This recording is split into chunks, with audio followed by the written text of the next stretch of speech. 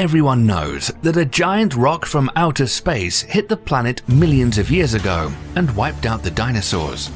Now, with advanced technology, researchers have been able to put together a new timeline showing what really happened. And not only this, they think they know where the giant asteroid came from. Is Earth the target for another huge space rock? And would we be able to survive? You'll be surprised and probably shocked at what NASA astronomers recently discovered. So now, get ready to experience the disaster that almost wiped out life completely on Earth.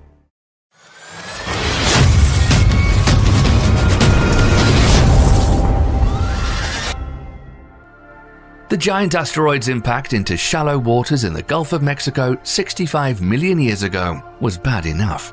But then an amalgam of additional disasters ensued. Rocks fell from the sky, wildfires ignited, and tsunamis inundated distant shorelines.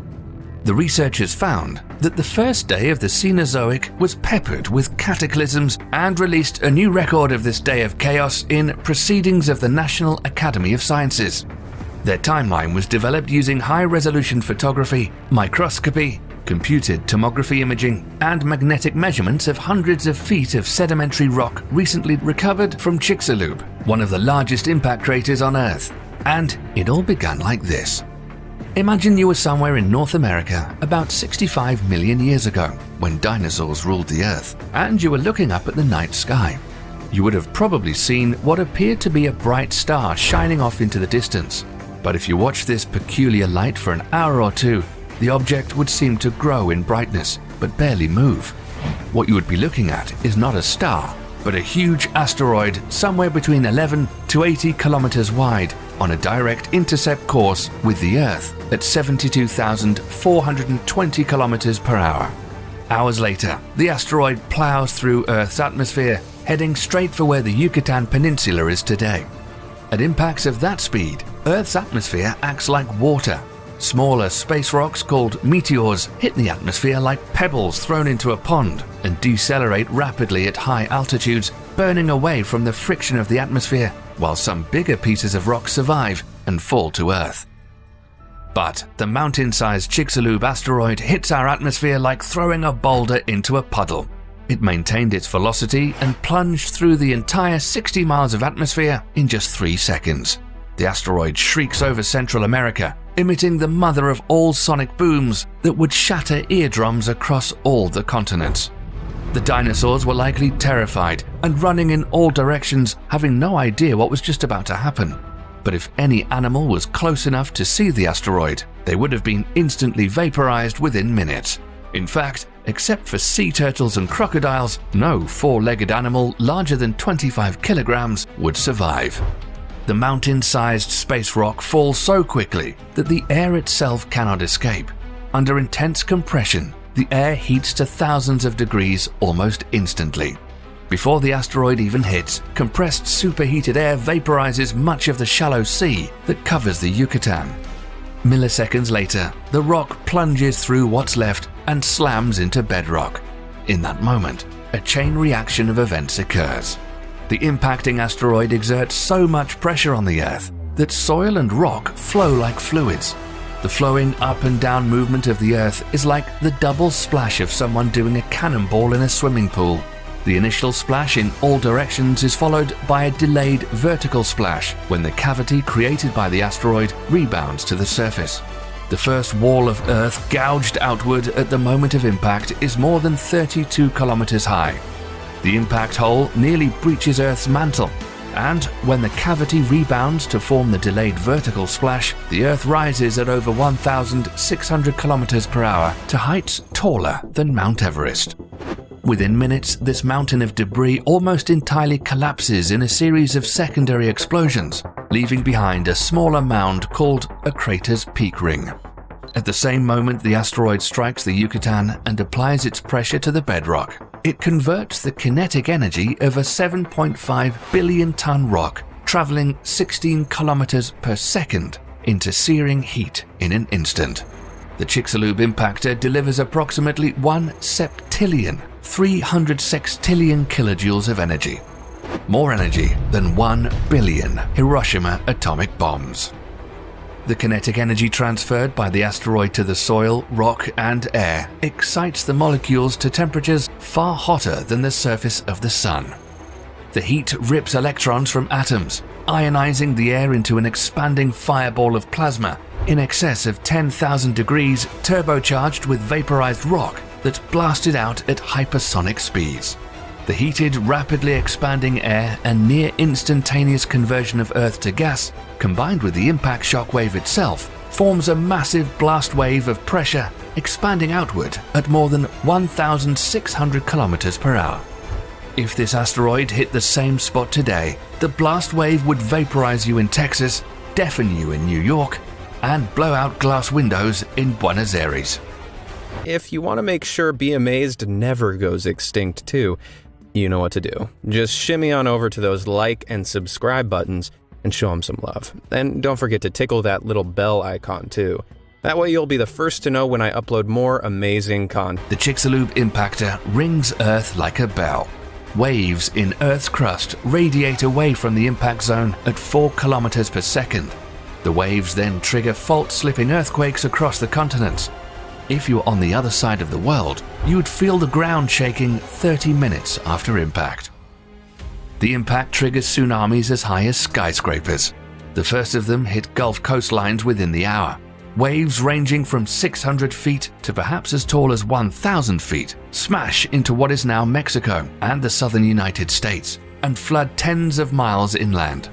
The waves temporarily reverse the flow of rivers, rushing up riverbeds like 30-foot tidal bores. Tsunamis smash into the eastern coast of the United States, and 6 hours after impact, max out at 600-foot high walls of water that slam into Europe, Africa, and the Mediterranean coasts. Within 15 hours of impact, waves arrive on every coastline on the planet. Depending on local topography, the ocean sweeps away anything in its path and sucks it back to the sea when the waters finally retreat. It already sounds like Armageddon, but even more disasters are on their way.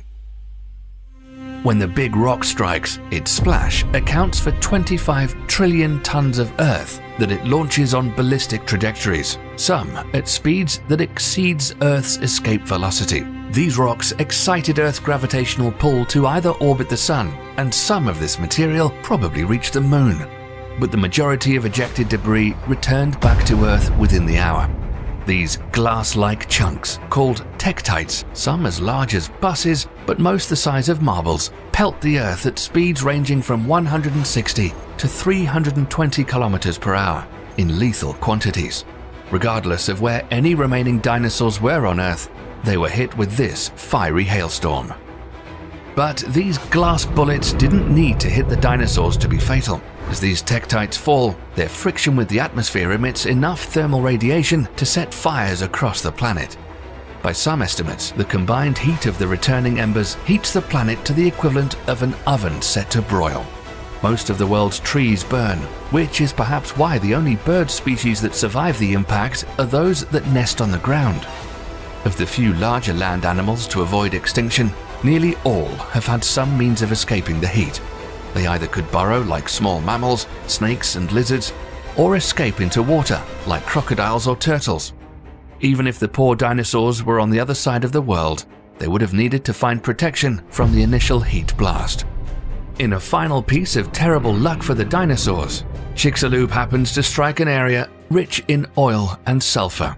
The impact ejects 100 billion tons of vaporized sulfur and 30,000 quadrillion gallons of water into the atmosphere, which then condenses into massive storm clouds and falls back as torrents of acid rain that acidified the oceans. In the higher latitudes, continental-wide snowstorms deposit tens of feet of snow per day.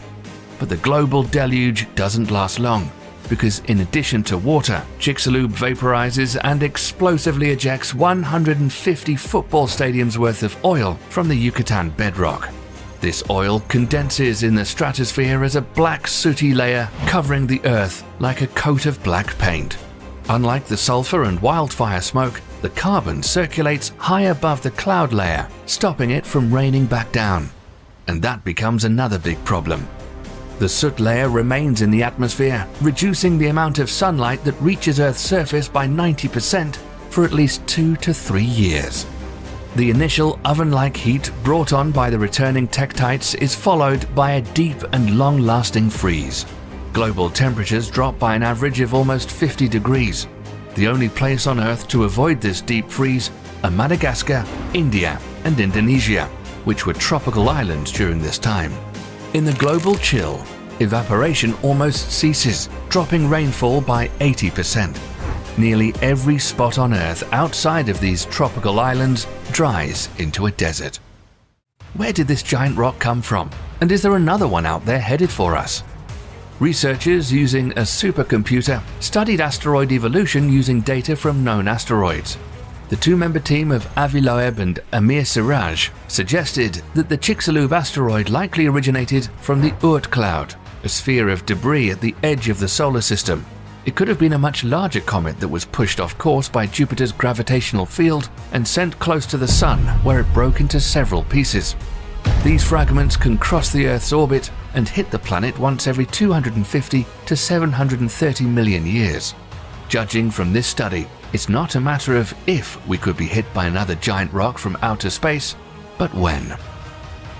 On Saturday, December the 11th, 2021, NASA revealed that a 330-meter-long asteroid named 4660 Nereus screamed past Earth around 3.8 million kilometers at a speed of 6.5 kilometers per second. While you might not think this is very close, any slight deviation in its orbit could put it on a direct course with us and smash into the Earth in the future. Astronomers are tracking this potentially hazardous rock and say it'll come within 1.1 million kilometers of Earth on Valentine's Day in 2060. Buy your flowers and get those proposals done early just in case. Keep in mind, the asteroid that caused the Chelyabinsk explosion in Russia in 2013 was just 20 meters in size. The bad thing is that we don't have any known way to defend the Earth from a giant space rock.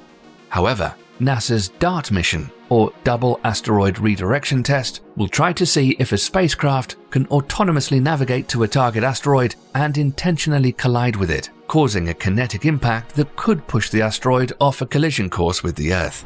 DART's target is Dimorphos, an asteroid moonlet which orbits a larger asteroid named Didymos.